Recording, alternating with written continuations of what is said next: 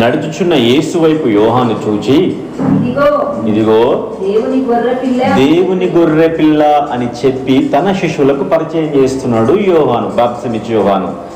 ఇక్కడ చూడండి, యేసుక్రీస్తు ప్రభువుని అభిషేకించబడ్డ ఒక సేవకుడు, లేదా పరిశుద్ధాత్మతో నడిపించబడుతున్న ఒక సేవకుడు, లేదా పరిశుద్ధాత్మతో నింపబడ్డ ఒక ప్రవక్త యేసుక్రీస్తు ప్రభుని చూపించి ఏ విధంగా పరిచయం చేస్తున్నాడు మొట్టమొదటిగానంటే గొర్రెపిల్లగా.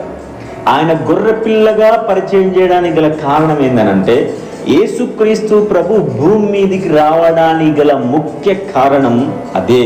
ఏమని? గొర్రెపిల్లగా రావడానికి గల కారణం ఏంటి అనంటే, ప్రతి మానవ పాపాన్ని మోసుకొని ఆ పాపానికి ప్రాయశ్చిత్త బలిగా అర్పించబడడానికి గొర్రెపిల్లగా, లేకపోతే ఒక వధింపబడబోయే ఒక జంతువుగా, ఒక పశువుగా, బలి పశువుగా యేసుక్రీస్తు ప్రభు మీదికి వచ్చాడు. ఆయన భూమి మీదికి రావడానికి గల కారణం అదొకటే, దానికి మించింది ఇంకోటి లేదు. ఎందుకు అనంటే, మొట్టమొదటిగా దేవుడు మనిషిని, అంటే ఆదాముని తన పోలిక స్వరూపంలో సృష్టించినప్పుడు మానవుడు పాపం లేనివాడిగా సృష్టించబడ్డాడు.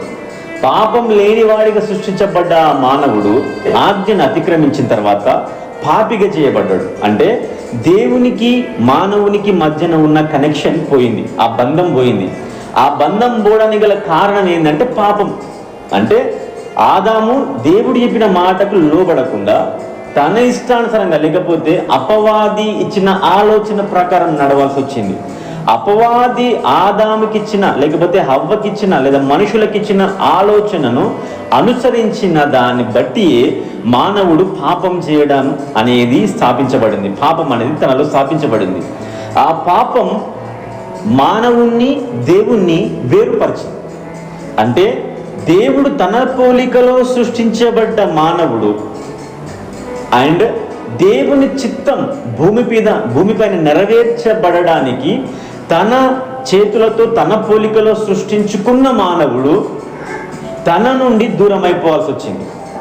తన నుండి దూరం అయిపోవడానికి గల కారణం ఏంటంటే ఆజ్ఞాతిక్రమం, అంటే పాపం. ఈ పాపం ఏ విధంగా వచ్చింది అంటే ఆజ్ఞాతిక్రమాన్ని బట్టి. హల్లెలూయా.